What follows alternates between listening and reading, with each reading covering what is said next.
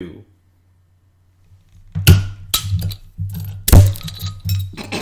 was intense.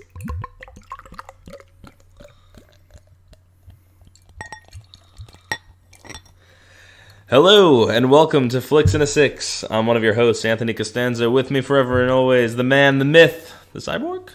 Who can really tell? The cyborg or the cybernetic? The cybernetic. Alessandro Welsi. Say hello, Al. Hello, Al. Our main topic for this episode is going to be Ghost in the Shell. But first, Al, what are we drinking? You mean, what did you just spray all over your face? You know what? Phrasing? I saw it. I didn't feel it. And that concerns, I saw it too. That concerns me. It was a good pop. Oh, it was. So what we're drinking is the very first Al's Ales Reserve Label offering. Dun, dun, dun. So what this is a Russian Imperial Stout that I made a little over a year ago. And I set aside... That is a very foamy beer. It's pretty. And this is a beer that's not supposed to have much foam. As you can see, looking at mine, has very little to no foam. So I set aside about 6 You made it. You fucked it up. You exploded it when you opened it. So I set aside 6 of these and 6 of Belgian triple that I made last year. So we'll do one of those in a future episode. The idea is that both of these beers... because they're high gravity, high alcohol content. They age really well. They can mellow out and get a little sweeter and a little more complex flavors when you let them sit around for a while. And since they have the high alcohol content, they shouldn't go bad. Okay. Shouldn't go bad. This is the first time you're trying it? Yeah, I haven't tried it yet. So we're going to be guinea pigs together on this one. So if one of us goes down, the other's going to go down. They have a recording of our last words. Yes. So cheers. Let's see how this goes.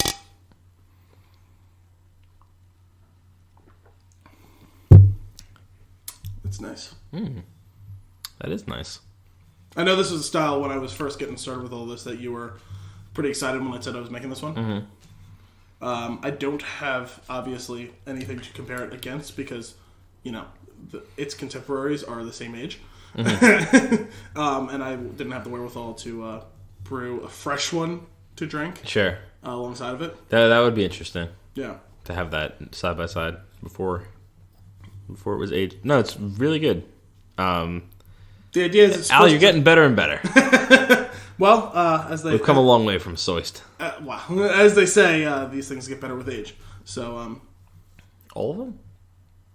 Well, no, but this sort for certain. I like that. What was the type again? It's a Russian Imperial Stout. Russian Imperial Stout, right. Yeah. I dig it.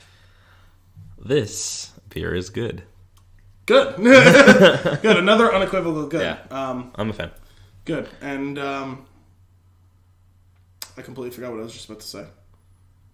Probably wasn't that important. I'm going to describe the flavor. Oh, I mean, we can do that. No, there was something else I was going to say, but relatively unimportant. So you should get a little notes of coffee. Toffee. Maybe a little vanilla in there. Okay. There's smoothness. I imagine that's coming from the vanilla. Yes, and also just the aging process in general, kind of mellows out any imperfections. And it's not cask aged; it's still just bottle conditioned, but just the time, helps in dealing with all of that sort of situation. I love the color of this beer. It is pitch black. Yeah, it's heavy. Yeah, it's a thick one. Alcohol thick but not chunky. Right, not chunky. Alcohol content fairly high. It should be. I forget exactly what it was at the time it was done. It was in the 8 to 9 range. You're getting that out of it. Yeah, no, it's pretty strong. Strong to quite strong, if you will. Yeah. I dig it. For those of you who've been listening for a bit, we told you to keep an eye out for the mini game. Is what order they recorded this in to see whether or not anyone's drunk. We made a conscious decision to drink this last in our batch of recording because alternatively this episode would go it's 3 episodes of us being smashed instead of one. And also one of us just falls asleep in the middle of it. The loud thump is my head hitting the table. Or the microphone. Don't fuck up the microphone. This is a pretty badass microphone. Love this thing. For those, 12 of you that listen, I understand the sound quality is quite nice for the listener, so we don't want to fuck that up at all. Yeah, for like the level of production that we're putting forth. The $0 is being spent on it. Hey, now. It's upwards of $0. Well, I meant on the actual production, No, not true. the... That's true. Money's already been invested. Yes, sunk cost. Just like your time invested in this. Yeah. So shall we get into our movie, our flicks, our flick? Not our flicks. It's not plural. It's one movie. So we're not talking about Godzilla and Kong like we did a few episodes back. The flick portion of the flick portion and a 6 of this episode, which is Ghost in the Shell. Okay. So I guess I'm going to lead this off because I had thought of something, seeing kind of the promotion for this. So you're familiar with the trailer for this movie. Do you remember what song is played during the trailer? I don't. Okay. I'm just going to double check here. I'm pretty sure. I think it's a Depeche Mode song. Oh, was it? Yeah. I don't remember. Honestly, I don't really remember the trailer. Yeah, that well. But it's not Depeche Mode. It's a weird, distorted cover of the song. Okay. But you don't know what the song is? I forget the name of it. I'm going to double check on what the actual song... I'm pretty sure it's Depeche Mode. I don't listen to them, obviously. I'm a fan of them. I saw them live once. They put on a hell of a show. Yeah, it's my keyboard. What of it? Oh, sorry. You know what? I was wrong. I thought this was... Shut down. Oh, wait, no. Sorry. This that might be the name of the actual band that did the cover. I can't handle this up and down. No, I was right. I'm sorry. I was right. Originally, it is originally Depeche Mode. Makes for great radio. What I was confused by was the first thing that came up. It says it's Key Theory. Okay. But that's the one who did the cover. It Gotcha. is Depeche Mode's 1990s hit, "Enjoy the Silence." Oh, okay. But is a. I don't remember that in the trailer. I feel like I would have, because I like that song. Well, I mean, we're not. Again, this would make for bad radio, but after this, we'll play it like the trailers and see if you can remember it. So it's as it's described here in this article, a cyberpunk cover of "Enjoy the Silence" by Depeche Mode. And what that reminded me of was this article I read on Deadspin a couple months ago, in which I tried to hide from you what I was looking at before, and it was addressing just this trend in movies over the last couple of years. And when I read this, it came out in December, this article, and I was like, what are they talking about? Is that really like a thing? Like, I can only think of one movie that this is a thing for. And so then they showed all the trailers. I was like, oh my god, I remember every one of these trailers. And I remember thinking it each time, oh, this is a weird cover of that song. How have I not put this together in my brain before? So Suicide Squad has that I Want to Be Sedated, that really weird... No, sorry, not I Want to Be Sedated. That was a different movie. Sorry. That was Cure for Wellness by Gore Verbinski, the director. Cure for Wellness, Dane DeHaan. Did you I know you didn't see the movie, but did you see that movie that's coming out? I don't... Cure for Wellness. It's got yeah. That looked interesting. I actually do want to check that out. I was a little intrigued by it as well. Those kind of looks creepy. Like it's going to be a creepy like body horror movie, which is not really like my thing. Yeah. Always. So I Want to Be Sedated. Weird cover of it. Suicide. Really, really strange cover. Suicide Squad. The trailer. You caught on it immediately. The song in that one was which one? Bohemian Rhapsody. Was that the trailer? No, it wasn't. No, I know that was in. The cover of that was in the movie. It was in the movie. It wasn't even a cover. It was just Bohemian Rhapsody. No, it was a cover of it by Panic at the Disco. Oh, you're right. That was weird. Which I like them, so I don't mind that. But I do mind that movie. Yeah. Oh, sorry. That's what I looked up. I Started a Joke by the Bee Gees. Yeah. That's how. There's a weird cover of that in that. We saw today when we were watching Ghost in the Shell, they did the trailer for Transformers: The Last Night. Oh, yeah. What and it's song? a Flaming Lips song. Do you realize? Yeah, yes. Really overly distorted. Really awkward. It just didn't fit. No. And so that's like this weird trend where this is all these things. And like the movie that kicked it all off was Social Network. I believe what kicked it all off was the original Gears of War trailer. But that wasn't even a cover. That was the World. actual song. No, it was a cover. Is it? Yeah. That's the only version of that song I know. Yeah, I've heard that. Tears for Fears. I've heard that song on the radio. I believe is that the cover. original artist. But yeah, that was always. There was also what's it called? Unless I have it backwards. That rock movie from a couple years ago, the San Andreas. That rock movie. What movie about rocks? I mean, it kind of worked both ways. Movie about that walking rock. Yeah. I love him though. Weird. Oh no, I don't have a problem. I just couldn't think of the name of the movie. The disaster movie, San Andreas. Yeah.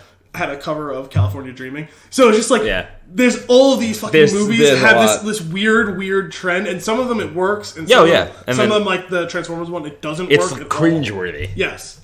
Like, really fucking bad. Yeah. The Transformers one in particular is just like... Ugh. Egregious. You know what it is also? Is as soon as I think at this point, as soon as I know that this is Transformers, I'm just like, no. Well, as soon as you hear that song, it's like, you know... And it's gotten to the point where you totally recognize that cover of that song. Yeah. I don't even know what the actual song sounds like. We were talking about Flaming Lips last night. Talking about the... You don't know what the Do You Realize song sounds like? Off the top of my head, I can't think of it. Like, you know, like what the actual song sounds like. Yeah, I'm a fan of that song, not that movie trailer. When that movie trailer ended, it's like Transformers The Last, and I got real excited for a second, and I turned to Al to express my disappointment when it wasn't followed by The Last One. It was The Last Night. I was like, this is never going to end. I don't even know what happened. I don't even know what happened in the last one because I didn't watch it. I didn't see the last two. I only saw the first two. It's like just Mark Wahlberg plus Optimus Prime. Like that's what these new movies are. Also, how weird is it we saw that and The Fate of the Furious, and it looks like they're doing the same thing. Optimus Prime and Dominic Toretto are both doing the thing where they... Can we please not draw parallels between those both overly bloated blockbuster? Why would we not draw parallels between those two? Well, on the... They're both you know what? On the rant of trailers, though, I had mentioned this before, how the Fast and Furious movies have been screwing up lately by showing us the thing, like the big thing that happens in the movies. There was another huge thing, another huge spectacle. Not even the torpedo, but all the cars under control, like remote control, and they were just throwing them out. No, that's the first time I saw that's a really cool scene. Shit. This movie's going to have nothing left for me when I go to see it. Not even a little bit. Ugh. So upset. It didn't have... We have ghosts? What was that? I think a 747 flew right over the roof of the house. Its wheel actually just tore the roof off. Because not only did I hear that sound, but I tangibly felt it in my feet through the floor. So it was a bit of a rumble. Yeah. The beer shaking. So anyway... Kind of like Jurassic Park. Just like... Seeing the Ghost in the Shell today and having seen the trailer for that and hearing the cover over it, and also seeing the Dark Knight... not the Dark Knight... God, if only. The Last Night trailer. How dare you! Right? If they both say the blank night. Yeah. Seeing that trailer with the Flaming Lips cover, and just like, it reminded me of this article so much. Like, this is still a thing going on several years now, and like, every year, there's more instances of it happening. Age of Ultron, too, had the Pinocchio song. With the creepy that was a good one. It was good, and it thematically fit tremendously, because he used that line in the movie. So I didn't have a problem with it, and it totally fit, and it was like kind of haunting, and it was good. It's just like it's just another instance of that. Yeah. Like, why is every movie that a thing? Yeah, I dug that.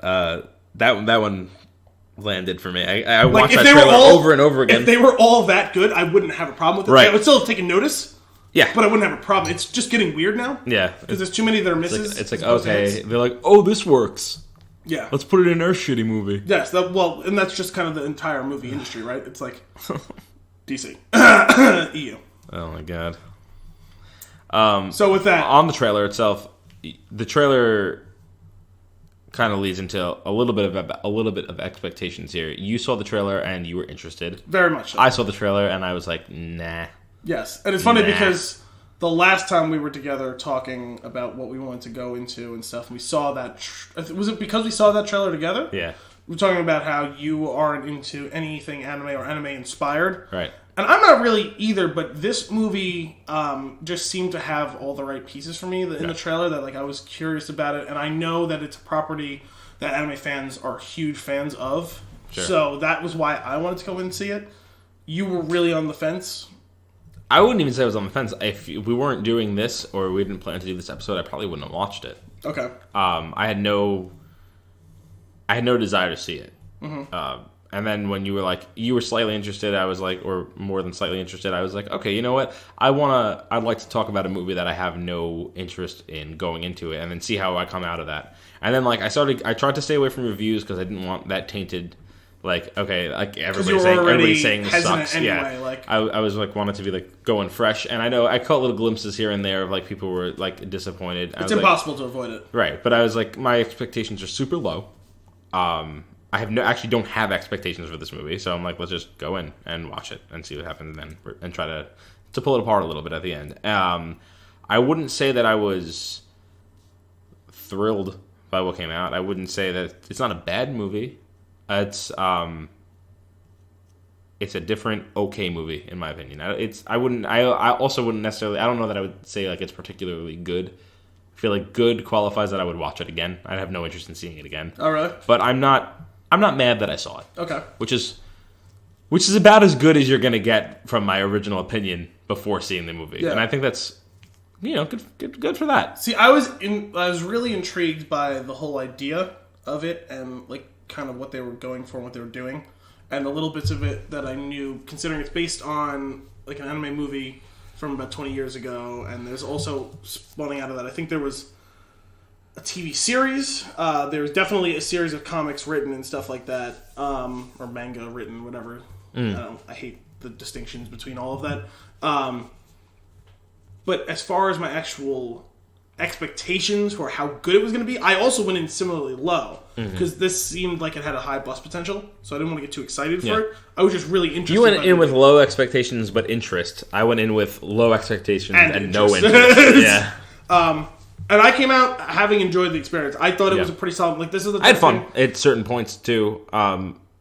It was just okay for me. The one thing we both agreed on was that the visual aesthetic and cinematography is really good and really cool and really interesting. Well, and that's all about the anime there. It's like I've dabbled in anime a couple of times. I've watched a few things, and I'm sure people will have suggestions of you got to try this, and I just don't think... What have you seen? Have you seen I've Attack on Titan? I've seen the Animatrix, which I don't know if that qualifies as like a big thing, but there was it's like an American-made version of that. Like, there are also this set of Batman anime like shorts that were a cool concept of like seeing the Batman from the perspective of other people, whether it's villains or children or things like that, and that was cool. And then like I honestly couldn't tell you what it was. I just like I was like, I'm gonna put one of these ones on that has like a decent rating. I don't remember what it was, but I just like couldn't get into it. And I think I'm not into the art style.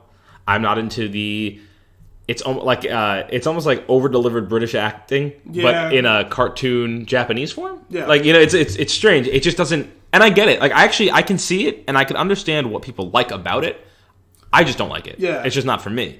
And then going into this movie, it's like I do respect like how much it reminds me of that. I think that's pretty cool that you can do that with a live action, majority live action. And they also they did the aesthetic and story part that's very reminiscent of that, but without the over delivery that you were talking about. Yeah, and holding back. This was much more grounded from the acting performance, with some exceptions with like some of the villain stuff, like when they go to the club. Yeah. We're still that's where it gets like super campy with some that, of those. But it's just really just that scene. Yeah. Right? Yeah, maybe here and there like a couple of random things, but yeah, that scene in particular was... But it was okay. Like, I felt like it worked for that scenario. Well, yeah, the thing is, like, I wasn't annoyed by that because like I get it. I understand what you're trying to do. And I actually do, like, I feel like if you're somebody that's super into this, I'm going to guess you'll enjoy this. Yeah. And you'll like...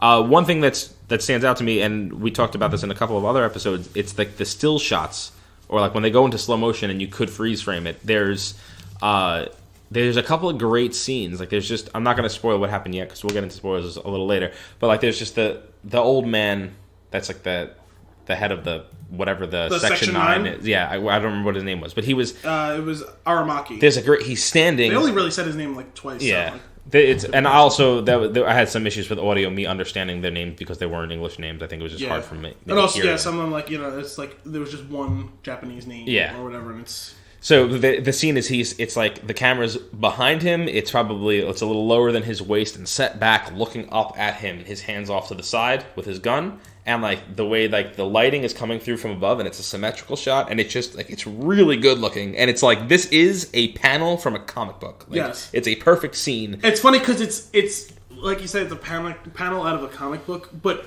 what that scene is like is I think that is also emulating something else. It's very reminiscent of old westerns. Yeah, for sure. Right, which was like a cool aesthetic, like super modern, like in the future, Japanese type setting, emulating the old west. You know, like and he's even cowboy. Holding a 6-gun. You know what I mean? Like that was cool. Like with the long leather. Yes, like it's just hanging down. That was a cool scene. And there's like another scene where I think it was, well, a certain character falls back into the water, and like it's an above shot of that character falling down and the water splashing up and around. Yeah, and like even that, it's like him, like, but they do it in slow motion, and it's almost as if you like it was like a motion comic where it's not like a fully moving thing, but like if like parts of it were moving, and it's really pretty. Yeah, it's done really well. You know what it really reminded me of is like the way they shot in Inception early on when they do the kick with Leonardo DiCaprio getting thrown into the bathtub. Yeah. Right? Yeah, like that. Very reminiscent of that, which is where you can. It's like a scene right off the storyboard, like when they were like sketching it out. And like we it's can like, take you know this what? still, let's and we make just this gotta let's put this a right couple in there. extra panels and like that's all it is in motion. Like, and it's pretty and it works and like it's things like that. Like I do appreciate something like that. Like that's like it's things like that that make this not a bad movie for me. Because there's something for me in it. Yeah. So I mean, I would go above where you are with it. I liked it. Like I didn't love it. It wasn't like, oh my god, like I need to go see it again, or like. But it's something that like if it pops up in like 6 months on like HBO, and I'm not doing anything, like it'll end up on my TV again. I'll see it again. Sure. I liked it a lot to the point where I'm tentatively curious if they can find a way, since they do a fair bit of world building, which we'll talk about a little later. They did enough to intrigue me about them trying to tell another story in that universe where I'd be tentatively curious to go see another movie. You like to see where it goes. Yeah. If this is something that you can extrapolate on and build. Not that it didn't... This is something we talked about briefly when we were coming out of the movie. It wasn't as successful or intriguing as John Wick, the world building. But I also think that because it's so much different and so much in the future, whereas John Wick's current... that whole suspension of disbelief thing going on where there's so much they're throwing at you that it can be a bit overwhelming, but it was enough to make me want to see another story told in this universe, just in the same way that we got with John Wick. Yeah, and I would say if a second one came out and you wanted to see it, I'd probably go with you, but if I don't get any more out of it, I probably would skip the third one. Do you know what I mean? Like I couldn't... I think I would need something else. Like I'm open to seeing something more in there and seeing if I can build up more interest in it. But maybe just one more chance at something else. And I don't think that it's necessarily like a prerequisite that they have to make another one. But I think that there's enough there that they could, and it wouldn't be egregious to try and make another one. I think that I think they were respectful in the way of giving you enough world building that it can stand alone on its own, but that there's still clearly something for them to pick up and run with going forward, but that this isn't just a movie with the sole intention of we need to make a franchise of this. It's not even going to be a good movie on its own. We're just doing this so that we can extrapolate on this in the end. Right. You know, like you feel like that can happen sometimes with certain movies, like where you see and it's like, well, nothing really happened. They're just trying to set up the kicking off like a franchise, like a la like Man of Steel, something like that. Yeah. So, do you want to... Is there anything you want to touch on before potentially getting into some spoilers? And some... No, I not really. I mean, I think we can kind of go... This will just free us up to talk about whatever we want. Okay, yeah. So I guess we could just give a... We both liked it to certain degrees. Neither of us disliked it. I liked it a little more than you did. Yeah.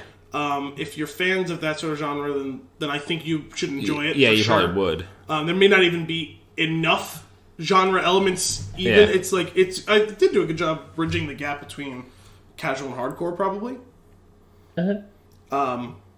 But if this isn't your sort of thing, and since we talked in the past about trailers not exactly lying but being misleading, this isn't a big mindless blockbuster action, which I was definitely concerned of. Yes. When we saw the trailer and you were interested and I wasn't. What I saw in that trailer was like, oh, it's like explosions, fighting, big noise, boobs. Like that's what it was. And I was Michael Bay explosions. I was like, nah.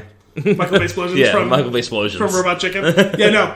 As like the kind of like the final note before we get to spoiler stuff. Yeah, actually, if you're going in expecting this to be just a mindless action movie, it's really not that. No. Actually, while there's some pretty cool action set pieces, it's an introspective, like thought-provoking kind of drama unfolding in a not quite dystopian future, but not far off from that, right? Right. And so rather than continue to beat around the bush here, spoiler zone. Spoiler zone. Spoilers. We're going to get engaged. into it. We're going to talk about this movie and how it's Black Widow and Lau fight are pitted against Emo Ultron. Nailed it. Nailed it. Pitted. Nice. Okay, that went right over my head too. And I'm the one who wants to talk about him at some point. Although not even really that much for this movie. So it's more for his role in other stuff. It's our second Marvel DC crossover in a week, depending on release schedules. Yeah, something like that. But although for those of you who don't get the whole Lau thing, I'm really enjoying this right now. I'm just watching. Al's just shaking his head. He's laughing and shaking. It's great. Sorry, for those of you who didn't get the Lau thing, the Lau from The Dark Knight is in this with sporting a weird mullet. Yeah, got that Eugene mullet. Not as ostentatious as Eugene's mullet. Oh my god.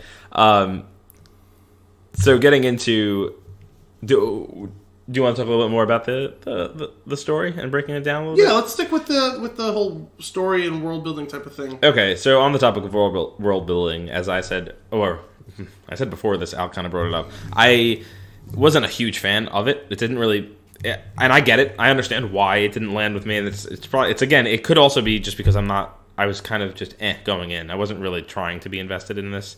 It's almost like you were being actively resistant. Initially, no, I disagree with that because I will be. If I'm going to go see the movie, I'll be open to it. I'm going to give it a fair shot, no matter what, from the get go. Unless it's an M. Night Shyamalan movie, then I will not. We can talk about that in the future. Point, but that's fair.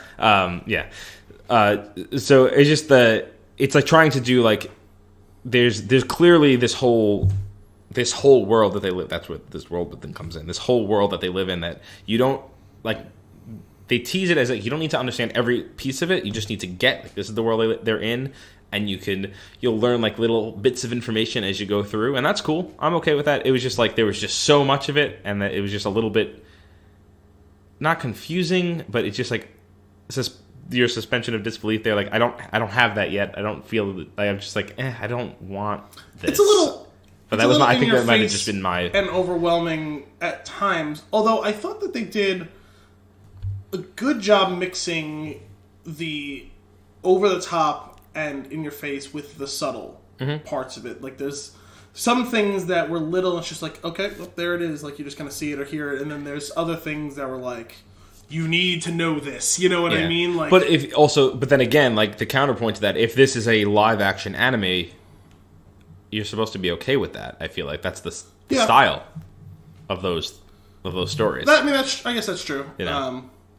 Yeah, I don't know. I mean, I think they did a good job, or I think it was a smart decision to have a little text to start, a little bit of history background, because you're not going to know what Section 9 is. You're not going to know what Hanka Industries is or whatever. You're not going to know about this whole emerging technology of trying to put a brain inside of a robot, right? Yeah. And then after they hit you with not an overwhelming text wall, just a couple little blurbs, and then no one says anything. They just show you them putting a brain inside of a robot. Right. Right. But, and building this robot. Yeah, so like you said, like there was a good stage setting there with the text. It was cool. Actually, the funny thing about the text, I don't know if you noticed it, like, but what I loved about it was how it kind of faded away into zeros and ones before it dropped off the screen. Oh, did it actually? Yeah, it was just a cool little touch. Well, again, one of those little things that like stood out to me that I'm like, I don't think I recognize those. Good on you guys. Good on you. But then so like they explain. Oh, actually, no, I did pick up on that. Yeah, no, you're right. They explain like this whole concept of putting a brain inside of a shell. I'm describing it with the words that it is. Inside of a kind of intentionally. A cyborg. Considering they use the word ghosts and shell. Oh my god, it was a little too much. It happened twice. The first time I was like, that was too much. The second time I was like, stop. I didn't think that was a ghost. It was like it's not like they flashed it up in like a big thing. The ghost Wink, wink. Your in the shell. Yeah. Wink, No, it was like your soul or ghost. that one was in a bit much. Kind of shell. Shell? Like that's how it came off to me. I was like, come on. I was like, I got it. The text in the beginning set me up. I understand what the concept is. Stop. The other reference to it was fun. You're right. That one was probably too much. Peter's in the audience and he's like, they said it. It was like the ghost or the soul or ghost. That was a bit much. Yeah. Right. I would agree with that. And then there's the whole so that's the general concept, right? So this girl's brain is put inside of a cybernetic body. Our first scene is we see a woman. We don't see her face. We see a woman sitting on a stretcher or gurney, like being rolled in. She's got an oxygen mask on. Clearly, she's in really poor physical condition, and she almost seems like she's either out cold for a while there because her arm is like just hanging off the edge. Yes, and the idea here is that this is an alternative. This is something that they've been working on and trying to build towards, but they're allegedly trying to do so respectfully in the sense that this person's not going to survive if we don't do this. And also we're trying to do this whole melding of machine technology with the human mind and spirit, because that's the best of both worlds. So we open up with them supposedly saving someone's life by putting her still living brain, out of her broken body and into a functional body. Right. And I guess the only real twist is that she wasn't dying prior. Like, she wasn't in an accident. They took her. Well, they certainly lied about what happened, right? Right. And that was like, that's she's a political twist, dissident. That's really what. Yeah, but other than that, it's like that was the only thing that that wasn't so like everything else was just kind of the answer was right there. Like, it was just you understood, like, as the viewer, you understand, like, okay, like, she's got a past and she doesn't know it, and there's really no. She was somebody else. You got that? I don't know if you picked up on that. Like, she probably didn't look anything like that beforehand. Well, see, I wasn't sure about that because, and I really don't want to get into this too much, but there was a lot of stuff about this movie during the production process about it's a Japanese anime taking place in they never call it Japan. They never call it any of the name of like Japanese cities. But it's heavily inspired by Japan, and it's also kind of got the vibe of like a Cloud Atlas, the futuristic like timeline of that, where communities have been a little bit more globalized, where like it's not just Japan, it's probably some sort of like Japan, Korea, China conglomerate of nations. But we see white people and a black person. The JEU, like the Japan Extended Universe. So we see a couple of people who aren't Japanese in appearance there, so you could believe that she was Scarlett Johansson-esque prior to it. You could. I picked up on right away though. You get a glimpse of the woman's mouth when she pulls the oxygen mask off for half a second. Did you? And yeah, and you get a kind of an idea of like her body type from the rolling in. It's like it was like immediately clear to me that she doesn't look like. Yeah, I guess I didn't really her. notice. I just saw black hair, pale hand, pale face, the little bit of face that you can see. So I didn't really. But it's not that it wasn't like I'm on board with you that she probably didn't look like Scarlett Johansson before, because they show you making that body, and maybe they would choose to make it look like her so that the mind doesn't lose its mind when it looks in the mirror and sees something else. They helped with that, right? Yeah. And they do go. They do kind of go with that whole like, because she can't feel her body and she doesn't know what's going on. Yeah, and it's because she's not a body anymore. It's a robot. Well, and she ends up like starting to rebel and try to understand what actually has happened to her, and she finds the woman who we learn is her mother. As soon as I see this woman, I knew. I'm like, it's like that's her mom. Like but I feel like it wasn't supposed to be as clear. I'm not sure if... not when she walked in the door, but before the end of that scene, you should know. Oh, like when she walked there, at least that was my I just figured that this is what was happening. Like, it wasn't a shock at all to me. Well, see, I didn't know because she didn't explain where she was going. It's just she's examining something from her past. Yeah, it just seemed obvious. It could have been anything. It could have been she was at that apartment at some point, or it could have been Kuze's mother, honestly. You know what I mean? Yeah, it could have been anything. For me, it was just that was the first thought, and that ends up being what it is. So Yeah. I was just like, okay, whatever. No big deal. I don't think that was too big of a leap, though. You're right. Yeah. So the getting on to characters. Yep. A bit. Her character in general. Thoughts? I thought she did fine. I mean, I think she was robotic in her delivery, and I think that was intentional because it's her figure is a robot, and I think because we get a year's jump from when she first wakes up to, and I like that too, that after that bit of like setup for like maybe 5 minutes, we get right to the action. Yeah. Which is good. Like, not too much hand-holding. I caught myself. Oh, yeah. There's not too much hand-holding. It's, okay, yep, your brain's in there. We're going to help you get through this. And then a year later, you're doing surveillance and you're going to jump off a building and start shooting shit. Yeah. Even though I told you not to. It was Aramaki told her not to, but that's what she was made for. That's what her job is supposed to be. So I think that it was the whole idea of the brain and the robotic body forming an interrelationship over the course of that year where she's acquired a robotic personality to match her robotic body somewhat. Well, she still has some wit on a... Maybe you'll make me better next time. Yeah. Something like that where you still get that humanity too. Yeah. Well, what I liked about it, and I think this speaks to her skills as an actress...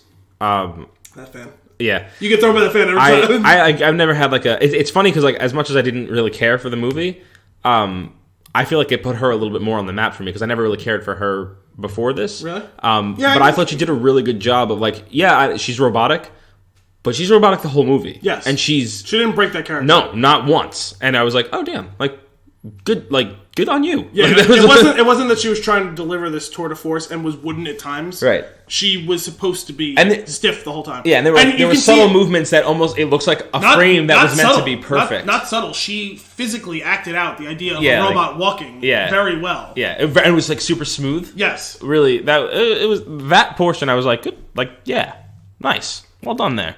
Yeah. And the guy who I think steals the show is, her kind of second in command of this little ragtag team of like, I guess crazy secret guys, police or whatever, crazy guys, Batu, played by, I think his name is Pilo Asbæk, or Asbæk, I'm not sure 100% how he's Danish. And it's funny because I didn't really realize I knew he was familiar, but because he had this white hair and like a flat top. Did you get a Lieutenant Surge vibe? To throw out a Pokemon reference, didn't he? Oh my god! Right? Yeah. Isn't he basically Lieutenant Surge? Nice. But he is bearded and with brown hair in the role that I know him from as Euron Greyjoy in Game of Thrones, and I didn't really 100% realize that until after we were talking about it in the car on the way back.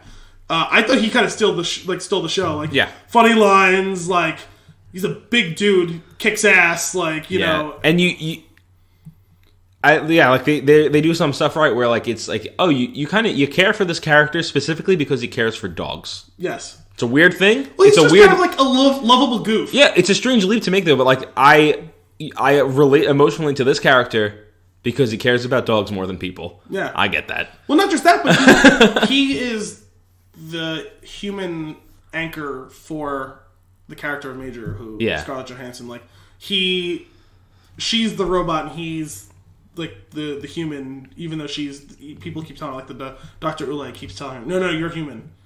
And that's partially true. And she wants to make sure she stays grounded with that because she doesn't want to ever turn full robot. But I thought it was interesting because I almost felt like he looked at Major as another one of his strays. Yeah. You know what I mean? Yeah. That's interesting. I could see that. Because there's the line she says, like, later, are you here to bring me in?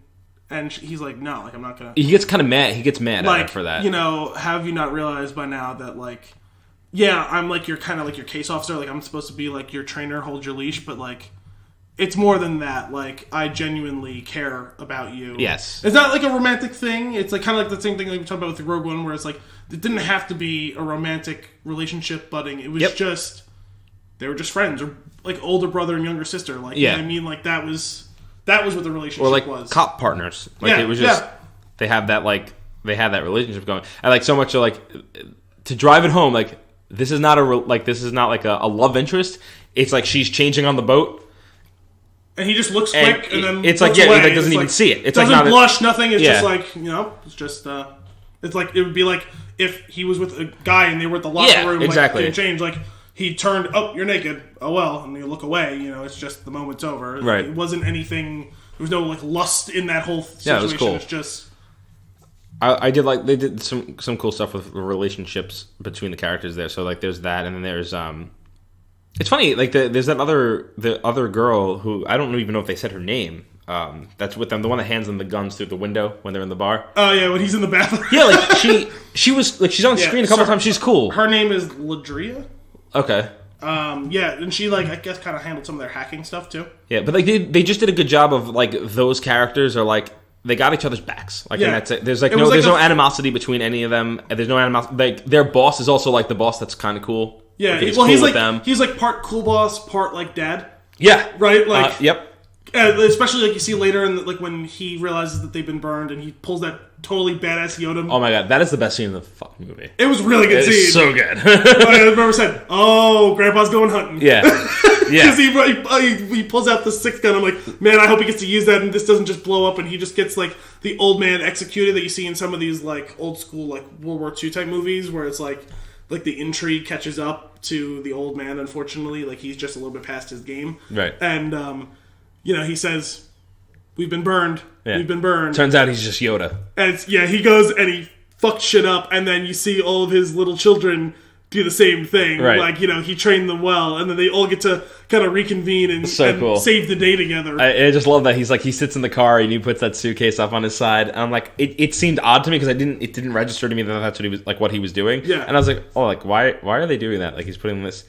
Like the suitcase in a weird spot. I was like, that's odd. And then they start shooting the car, and he like kind of falls over, but he's really just playing. Yeah, because he doesn't look like he dives. He looks like he's got shot and he slumps. Yeah.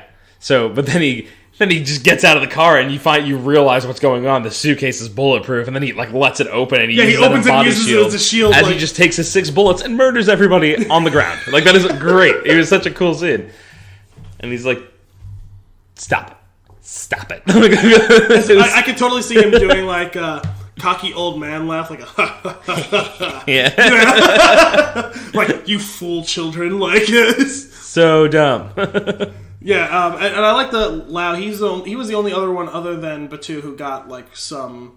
He was Han, words. Who got actually who got more than just a quip here and there because everyone got like one like quick little line in here and there, but other than that, they're mostly just. Kind of there, and like they're like ribbing each other, but like you said, there's not like any real animosity. You can tell these people have been working together for a long time. Like they like inherently trust each other, and that's part of the reason why I'd be interested in seeing another movie. Maybe they get a little more, okay, a little bit more to do because this movie is about figuring out who Major is, figuring out who Kuzey is, and what's going on, and why this all matters. So they're cool and they get to have a couple of laughs and they get to shoot a bunch of shit and dude gets to take down a helicopter with one bullet, like you know what I mean? Like, but the only that was nice, right? That was legit. That guy's like not in the movie at all until that scene where he takes the helicopter out. Well, he was in that first. He was in those other scenes too. I know, he had one good line when they were like gearing up for like a mission. The liver thing, right? Yeah. He got a cybernetic liver so that he could drink as much as he wants. Yeah. I'm like, you so would do stupid. that. It's so stupid. But yeah, like that. Also, how cool is the spider tank? Spider. Yeah. What the hell was that about? That was a decent thing on the world building right there, though, with the liver, the cybernetic. And it's like this, like I said, like the subtle thing where they're not beating you over the head, where it's like, oh, it's not just like people who are going to want to jump off a building so that they can shoot shit up. It's like this dude has enough money that he can get himself a better liver so he can live the lifestyle he wants. Like, right. Like that's where society will go to eventually. Like, if you have heart problems but you love running marathons, you get a cybernetic heart and you can go run marathons. You know what I mean? Like, yeah, and then there's like the cool another piece of world building. They're outside, the two of them, Major and what is his name? Batu are walking, and they're walking on the streets, and the guy's like selling like a counterfeit bag, is he's like selling like like what do you like? You want upgrades? Like that was interesting. We'll buy some death sticks. Yeah, I don't want to buy some death sticks. God, let's not quote those movies. It was Ewan McGregor. It's okay. Fair. Move on to a character that you didn't like before we get to a character that you were strong for. Oh yeah. So go ahead. You were not a fan of Terrence Howard's delivery. Mrs. Brody from Godzilla. Yeah. The woman who I very cavalierly tried to pronounce her last name earlier, and It's a different episode. As I a separate episode in the Godzilla / Kong Skull Island episode, and I realized afterward, like, I'm really not sure how that name's pronounced, so I'm not going to do it again.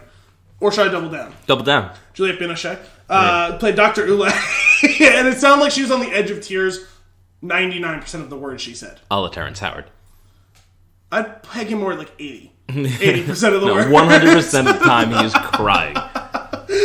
Cannot stand him. I feel like there was a line or two in the original Iron Man where he wasn't crying. He was like, he wasn't supposed to be, sure, but his eyes were still watery. No, that's not even talking about. I'm not even talking about the water. I'm talking about like she literally looked like, like she was like quivering lips and like that, like her, like the words weren't coming out. There was no backbone behind them. Like it sounded like she was like in a perpetual state of hearing that her entire family just burned down. Yeah, like it was really weird. And in her defense, I've never really seen her in anything else. So like she's French, so maybe it's just her hold on English without an accent, trying to speak completely unaccented English. Then maybe that's part of it. I don't know. Yeah, it might be. It's very possible. Like that's her way of doing the voice, is to portray it that way. No, I just think that's like a byproduct of it. Like, okay. You know what I mean? Like, I don't think it was in fact. And there's a couple times where like her being emotional would have made sense, but every line, yeah. You know what I mean? Like, that doesn't make sense to me. It was a bit much. Yeah. Because I turned to you and said, I can't fucking stand it. Yeah. So I was, as much as, like, you know, she tried to do right by them at the end of her run in the movie, I was glad when I knew that we weren't going to get any more of her on screen. Damn.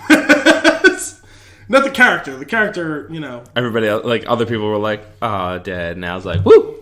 Well, no more of that. Done with this. It was like when you saw The Last, but then it came out to be night, you know what I mean? Instead of the last one.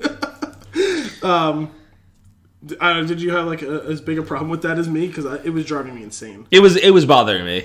It definitely annoyed me. I don't think it annoyed me as much as it clearly annoyed you. It actually annoyed me more that it reminded me of Terrence. I'm sorry. But to get to a character who I did enjoy, because he played such a weird character, which is kind of his thing. Emo Ultron, with a glitch. And that was actually, I think, kind of impressive that he could master the delivery of a glitching computer. That was cool. Right? Like, I thought that was, like, he sounded like the way, like, what was the old thing? Was it Microsoft Sam? I was thinking Siri, like Bonzi Buddy. Before Siri and that thing that's going to yell at me if I say her name. Alexa. God, fuck you. Let's see what she responds with. Riveting podcast. Riveting stuff. No, now you don't answer. It's on. It's on. Fuck. It's just lit up. At some point when there's a lull, like, it'll respond to nothing. Whatever. You remember Microsoft Sam, though, right? You could type in there was like an Endeavor app, like you could type into I didn't know it was called that, but I know it would talk to you like this and read back your sentence. We used to use Bonzi Buddy for that. He was a little purple ape that would pop up on your screen, and you would type stuff in with him. I am not familiar with this, but we would call each other, and we would write messages in there, and they just hold the phone up to it. That was our version of prank call. So a couple of us on the wrestling team had this whole thing with Microsoft Sam, where like it was one of those things that like it was like almost like fever dream type of thing, where it was like we'd be exhausted after practice, and some of them were dehydrated. I never cut weight that way, but like there was dehydration issues and exhaustion issues, and Microsoft Sam became like a character in like where each of us would do our own, like it would just kind of come up out of nowhere in the middle of the conversation, like in the locker room or in practice between like drills or whatever, and like me and Caleb would do it like the most, like you know Caleb obviously, and Yeah, so Microsoft Sam was a weird presence, considering we're talking about like the late aughts, like where like that was still relevant, pre-series still. But yeah, so Michael Pitt, I thought did a really good job as Kuzay. I thought his story was interesting. I think some people are going to have problems with it. It's kind of just whatever to me. I liked it. I thought it was like a curious, like it was kind of the whole, and I really don't remember his name. I just know it was something Hispanic. The Javier Bardem character in Skyfall. There's some similarities to that where he's the foil to James, right? Where they have the similar background. So he's the same thing, Kuzay to Major, right? Is like, you know, he was the first, and they both had the same past. And although I did like that they brought it full circle, and it wasn't just like he was the first. That the two of them had a real history together. Yeah. When they were before they were taken and that was cool, right? I didn't think that was too put on and egregious. I liked that actually. I thought that grounded the relationship a lot for me. Yeah, like when in the end when she like says like I can't, like I'm not gonna go with you, like type of thing. He's not mad. No, he gets it. Yeah, he says I'll be here waiting. Yeah, it's cool. But I liked his performance a lot, and I don't know how many people know him or don't know him. I know for me, he was tremendous on the show Hannibal, and I know I've mentioned it at least once on the podcast before. I know you haven't seen it. I think you would really like. I think Kim would like it too. Yeah, so we'll probably catch it at some point. Probably, it's a good selling point for you. Anytime that it's something that you could watch with her. Yeah, yeah. I don't watch a lot of stuff on my own. I figured.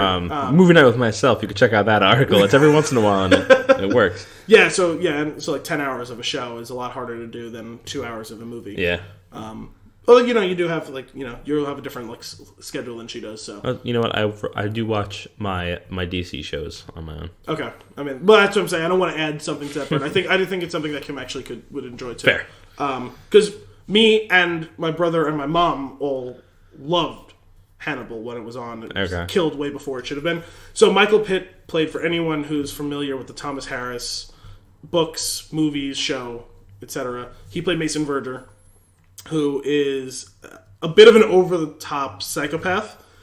And he does it just a touch so amazingly. I was riveted every moment that he's on screen. Like, he has this almost... he walks the line. It's almost a little bit campy and over the top in a show that's very, very serious. Mm-hmm. And what his performance is not out of... Because he's playing an eccentric billionaire, so he can do that. But he's playing an eccentric billionaire who is a megalomaniac, who is a murderous bastard. You know what I mean? And unfortunately, his run ends at the end of the second season of the show. And in the third season, they recast him. But anyone... I don't want to get spoiler. Anyone who knows the Thomas Harris universe knows that there's a certain point in Mason Verger's life in which recasting him is not very much of a problem. Mm-hmm. That you wouldn't know. And I want the perspective of somebody that's never seen it or has no idea what you're talking about. They're like, what is he, like, become a woman? Yeah. That seems like he probably had to at that point. Well, I'll answer that question. He doesn't become a woman. He becomes something. Let your minds wander. Let your mind wander, though. Watch the show if you can. I'm pretty sure it's on Hulu. I think the other ones hold the rights to it. Really, really good show. And his short run on it is incredible in that role. And it's when he's able to be his freest, most crazy self. Mm-hmm. So, and I liked him a lot in this. Kuzay is a different character, although weird. And this whole movie's weird. Yeah. But I'm okay with weird. It was the right type of weird for me.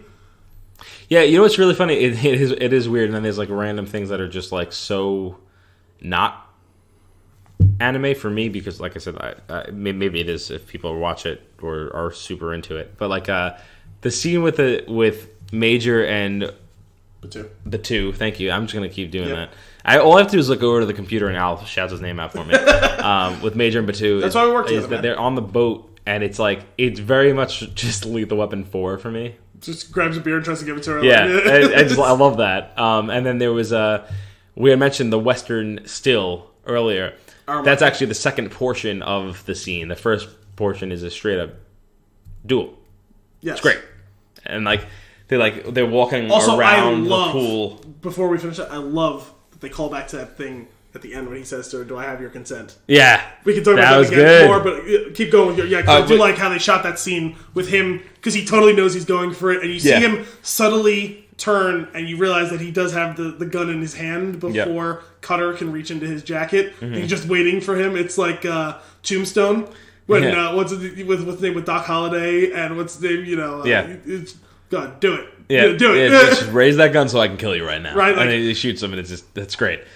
But that was another scene. Like if you pull that scene out and still frame it, and then put it next to the scene of him standing there by himself, you know he won. Like those would be two cool scenes side by side. Just it is cool because the shot is directly at Cutter as he's slowly sliding his hand. He's turning to try and mask that movement, and over his shoulder, you only get about 75% of him because they cut off like just the slight side of Aramaki, and you can see him standing there, like razor sharp focus, waiting for his move. Like basically telling him like, "Don't do it. Yeah, don't do it." Boom, knowing that he's going to do it. And then so the consent thing. Go ahead, bring that home. So that was a cool thing. I like that a lot, and I thought that was an interesting. I don't know if that's part of the source material or not. The idea that. So obviously, we're in full spoiler here. We're talking about. We find out that it's a lie that she was in an accident and they were saving her life. That it was just she was a political dissident. She was a runaway, so they figured no one's gonna miss her. No one's gonna come after them and try and find Motoko, which was Major's name before she was Major. Mm-hmm. So they take her and they put her in this body, right? But they give her the illusion of this being a fully equitable partnership and that she's not just a slave of theirs. Yeah. Because of the whole thing where she still has the autonomy of her brain, but it's matched to programming that is the interface between the brain and the body, right? Right. Which you would have a better appreciation and understanding of that sort of relationship, right? Yeah. But I thought it was cool that she's having what they think are some sort of glitches, some sort of shadows of her former memory popping up that are never going to be a coherent image. So they just say, "Oh, we'll just delete it because it's just going to distract you." It's not. We're not getting rid of any part of you. We're not getting rid of your core personality, we promise, traits and values. And they don't do it without her consent. Right. They say, well, they set that up by in earlier scenes when it's something like just small. It's like, oh, we need you to do this. Like, I need your verbal consent. My name is blah blah blah. Well, that's what I'm saying. It's a glitch. She says, "Oh, I'm having glitches." She goes, "Oh, that scene. Okay. Yeah, we're gonna. We'll delete it for you. We'll delete it for you. Do we have your consent? Yeah. My name is Major." And that part she kept like saying really fast. And I'm looking on IMDb and like it just says Major. Yeah. I don't remember what her. I feel like she did something else. Yeah. She did. She had a first and last. Major was her title, not her name. Right. It was Major something something. But she kept saying it wasn't her old name, Motoko. It was something else. Yeah. And every time she said it so fast that I couldn't catch it really. And she would say, "My name is Major," or whatever, and I give my consent, and then they do it. Which, in other mediums, other movies, I feel like they would have just done it. Like, oh, yep, here we are. We're gonna delete that, get rid of that. Blah blah blah. Yeah, and it's done. And the idea of whether or not she was autonomous or just given the illusion of autonomy, I thought that was kind of interesting. Mm-hmm. Would you agree? Like I thought that was an extra layer on this sort of thing, and they do it a couple times, which is why I thought it was cool. At the end, they do it when she's deleting that. They do it when she wants to download on this captured the geisha robot. Yep. She wanted to download her consciousness to find out, which really cool scene. The only little bit of like kind of body horror type thing they do. Yeah. There's a cool way I think of showing how a hack bogging down your operating system would be you stuck in a crowd that's physically represented in the mind of an organic being as opposed to on a computer. That I thought was really cool. That was definitely cool. I liked that. That was an impressive scene. Right. And I like how that when in order to give her the authorization to go, she needs to consent to have this person access her files and download her consciousness to the thing. Right. So she says it there. She had said it in the other thing. She said it one other time. I don't remember what it was for. Something personnel file related or something like that. And then we don't see it again because she gets burned and she's out on her own and she's a rogue agent kind of. And then at the end, when Aramaki takes down Cutter. Well, no. Before that, when they catch her and they bring her to the site and they have her paralyzed, and Cutter wants to put her out and give the doctor like this whatever the vial is supposed to kill her. They don't ask her the question. She knows what's going on. She's like, my name is blah, blah, blah, and I do not give my consent. I don't even think I, like, fully picked up on that. Yeah. She just says, I don't give my consent to this. And that's what changes Dr. Ule. Yeah, you see behind her that the doctor's not doing that because she cares for her almost like a mother. Like, she cares for this thing that she created. Yeah, if she cried then, I would have got it. Yeah, right. She did when she got shot. But then, so then at the end. Yeah, so the end when the Section 9, when they are kind of reaffirmed as having been in the right, because Cutter, who was the head of, like, or the de facto head of Hanka Industries at that point, had given, bullshit order to have them all killed, and he goes back to the Prime Minister, gets the authorization to take him down. We get that cool Western scene where he comes in, does the duel, shoots him once to disable him, and that's when he falls into the pool, which is that really cool scene with the water we were talking about earlier. And so Aramaki calls in with... Also, I really liked those internal comlink things. Yeah, I thought that was really cool. Because especially when you saw the scenes where someone was talking, and in their mind also doing that too. Yeah. Seeing them coming, like, staccato, like, back and forth. And he goes to Major, is there anything you want me to say to him? Tell him that this is justice. So I have your consent then? Yeah, Major, whatever. My name is Major and you have my consent. And he just puts him down. That was a good scene, yeah. But, like, not just, like, one bullet. It's like, bang, bang, bang. Damn! He gave the... Also, how great was that when 3 guys, 2 bullets each, and he just does the badass, pulls the thing and shakes the bullets out over the dead guy. Like, that's the thing. Like, it's a series of really cool individual scenes. Mm-hmm. I like that. What was also significant about that is she says, my name is Major, and I give my consent. Yeah. But like you said earlier in the movie, she had, like, whatever the name... She wasn't saying Major, she was saying something else. No, she said, my name is Major something something. At the end, she just said Major. Okay, no, but the other scene she did. Are you sure?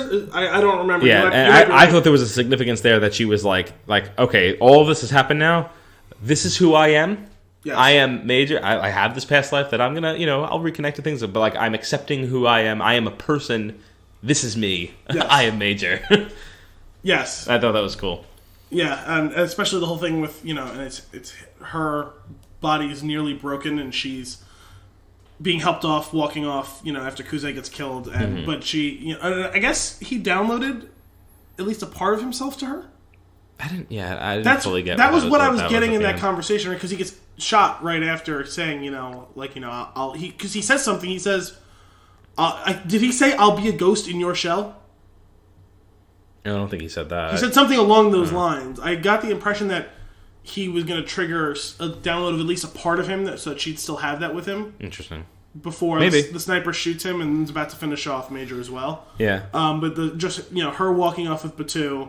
And the whole team kind of reforming together and kind of like the camaraderie there was... Yeah, it's just awesome. And I like that they do that mirror shot that at the end, it's her on top of the building. Yeah, from the beginning. But now she is her own person. But not only that, but everyone's got the full trust because Aramaki says authorized instead of giving her the hold order last time. And he's back in his role, sitting in his office, That's so cool. Like, overseeing them doing that whole thing. With his Grandpa Munster hair. Yeah. So good. That's pretty much... unless, is there anything else you want to talk about with the cinematography and stuff like that? No. My biggest thing was that it was just... As much as I'm not into the anime styles of things, those individual scenes really did... They did something for me. Where, there were some beautiful visuals. Not just the still scenes like you were talking about, but some of the overhead shots or tracking shots through the city were really cool. It was like a brighter version of like Blade Runner. Yeah. To a certain extent, where it's like that kind of homage to 80s type of sci-fi. Like, I feel like I used to like that stuff a lot more than I do now, because now all that I like, there was a point in my life when I worked like right by the Port Authority in New York, and that's what it reminds me of, and I fucking hated it. And every time I see that, I just get sick. Okay. Like, that's why. Well, but the thing is, though, like, when you're actually right there in front of you, right, it's not as picturesque, but they take those shots in the movie high enough up that you don't see the ground level grime, right? Right.